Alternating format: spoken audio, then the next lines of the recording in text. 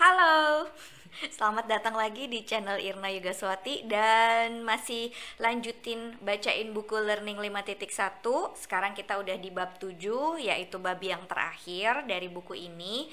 Dan kemarin di video sebelumnya itu kita bahas tentang digital learning, making learning closer di subjudul di bab 7 ini. Nah, video kali ini kita akan lanjutin yang judulnya Artificial Intelligence, Machine Learning, dan Deep Learning gitu. Jadi kalau yang ketinggalan dari bab-bab sebelumnya, silahkan nonton video-video yang lainnya ya. Mudah-mudahan ini jadi solusi buat kamu-kamu yang kalau baca buku tuh nggak selesai-selesai. Jadi ini bisa sambil aku bacain ya. Jangan lupa like videonya dan subscribe channelnya untuk buku-buku yang kedepannya akan aku bacain. Oh iya, ini sore-sore dan di depan tuh banyak anak-anak main. Seharian tadi habis hujan gitu ya, namanya anak-anak, dan kita juga harus punya sensasi sebahagia anak-anak ya kan. Jadi kalau suara-suara mereka masuk, anggap aja itu adalah hiburan kita sambil baca buku. Oke? Lanjut ya. Kita langsung aja nih bacain yang Artificial Intelligence, Machine Learning, dan Deep Learning. Saat orang-orang sudah mulai terbiasa belajar di mana saja, kapan saja, melalui perangkat apa saja, dan terhubung dengan siapa saja secara kolaboratif dengan fasilitas digital learning, maka akumulasi pertukaran data di dalam ekosistem yang terintegrasi akan menjadi big data.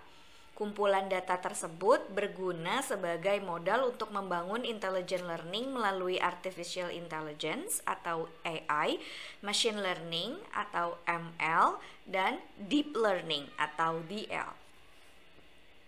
Rasanya saat ini banyak orang yang bicara AI, ML, dan DL. Namun bisa dibilang hanya sedikit yang memahami secara mendasar apa sebenarnya dan bagaimana peran AI, ML, dan DL dalam kehidupan kita sehari-hari. Istilah artificial intelligence pertama kali diangkat dari riset Alan Turing. Nama orang nih ya. Dari riset Alan Turing mengenai thinking machine atau mesin yang berpikir, dan riset John McCarthy, machine that could think autonomously atau mesin yang dapat berpikir mandiri.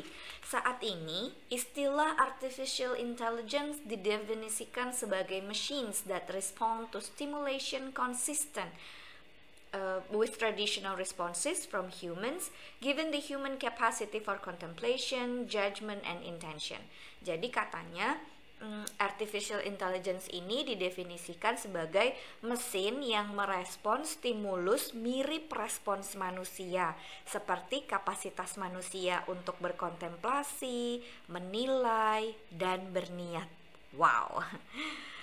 Oke. Itu tadi tentang artificial intelligence. Kita masuk ke machine learning. Machine learning adalah aplikasi AI berupa program komputer yang fokus pada kemampuan untuk mempelajari stimulus lingkungan secara otomatis, lalu menggunakan pola stimulus tersebut dalam mengambil keputusan yang lebih baik. Ada berbagai algoritma yang digunakan dalam membangun machine learning dan terus bertumbuh serta berubah sehingga tidak ada model yang baku. Jika Anda memiliki waktu lebih luang dan tertarik mempelajari machine learning ini, silahkan kunjungi situs Google yang mengajari kita segala sesuatu tentang machine learning gratis.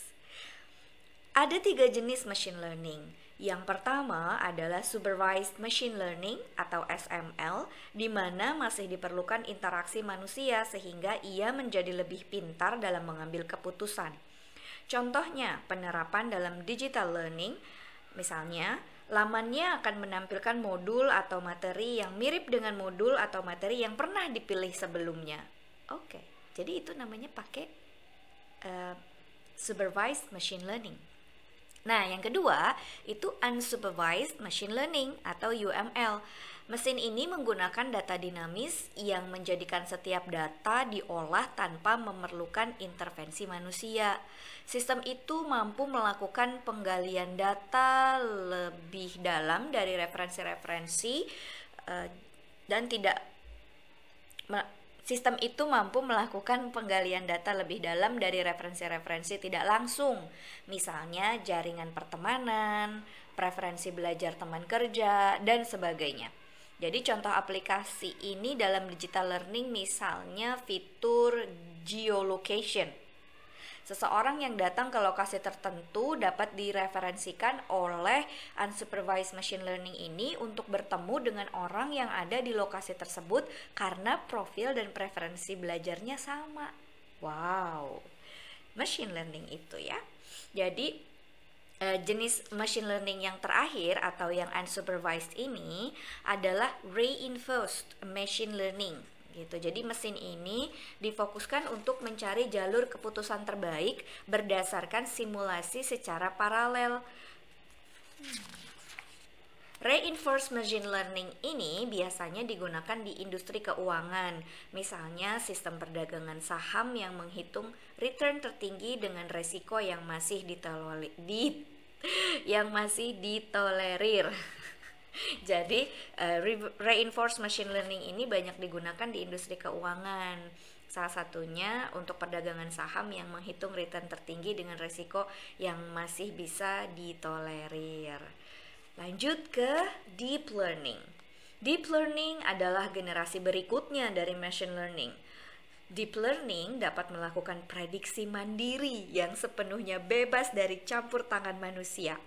Deep learning menggunakan artificial neural networks atau jaringan syaraf buatan yang terinspirasi jaringan syaraf otak manusia. Mesin ini menganalisa data menggunakan struktur logika manusia sampai didapatkan kesimpulan atau output. Aplikasi deep learning ini telah mulai diadopsi mesin-mesin pencari atau search engine seperti Google Vision. Contohnya aplikasi pengenalan gambar. Deep learning dapat mengenali wajah orang yang senang, sedih, marah, hingga mengenali ras, umur, tinggi, berat, dan lain-lain. Aplikasi lain misalnya menerjemahkan tulisan dalam bahasa asing hanya melalui kamera tanpa perlu mengetikkan tulisannya. Contoh terbaik deep learning adalah Google AI. Machine learning dan deep learning akan melengkapi fitur digital learning di Learning 4.0 yang tadinya hanya berperan sebagai media pasif menjadi lebih proaktif dengan mendorong informasi-informasi learning yang dibutuhkan learner. Jika dibangun dengan komprehensif, machine learning dan deep learning tidak hanya menjadikan learning sebagai sesuatu yang preskriptif tapi juga prediktif. Wow. Machine learning dan digital learning adalah pilar learning 5.0 yang berkarakter distribusi, yaitu learning anytime, anywhere, to anyone, and from any channel. Ada pernyataan menarik dari Jan Owen, seorang pakar learning, sebagai berikut katanya.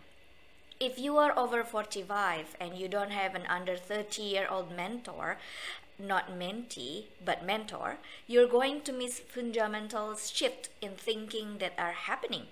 I think the smart organizations are harvesting young people's skills and technologies. Katanya, berdasarkan argumentasi Jan Owen, maka sebenarnya belajar itu boleh kepada siapa saja. Ilmu ada di siapa saja tanpa melihat pangkat, jabatan, golongan, umur, dan sebagainya. Itulah yang dinamakan distributed learning sebagai karakter learning 5.0 dan 5.1 yang melihat organisasi sebagai learning marketplace. Artinya, setiap orang dapat mengajarkan orang lain dan setiap orang dapat belajar kepada orang lain yang cocok dengan kebutuhannya. Kapan saja, di mana saja, melalui saluran komunikasi dan teknologi apa saja. Wah, luar biasa banget ya. Ini eye opening dan kita sebenarnya kayaknya udah nyampe kalau secara teknologi ke sini. Mungkin pemirsa semua sudah tahu lah ya, kalau pakai aplikasi semacam Gojek atau Grab itu udah tahu deh tuh restoran mana aja yang deket situ. Terus data kita digunakan untuk ngecek kita sebenarnya suka favoritnya makan apa aja. Dan bayangin itu terjadi untuk menu belajar. Wah, luar biasa. Dan untuk video selanjutnya kita akan ngebacain tentang 90 to 10, teach to learn katanya. Jadi kita lihat ya, apa nih yang akan dibahas di bagian berikutnya. Dan untuk sekarang kita cukupkan dulu sampai di sini. Senang sudah membacakan buku bagian yang ini untuk kamu semuanya. Mudah-mudahan sehat semuanya. Dan kalau males baca buku, dengerin aja audiobook. Kalau masih males juga kebangetan sih. Mudah-mudahan kita semua jadi lebih rajin dan nyoba hal-hal baru. Dan kalau misalnya berkenan, like video ini, channelnya di subscribe dong. Oke, Irna Yugoswati undur diri. Bye bye.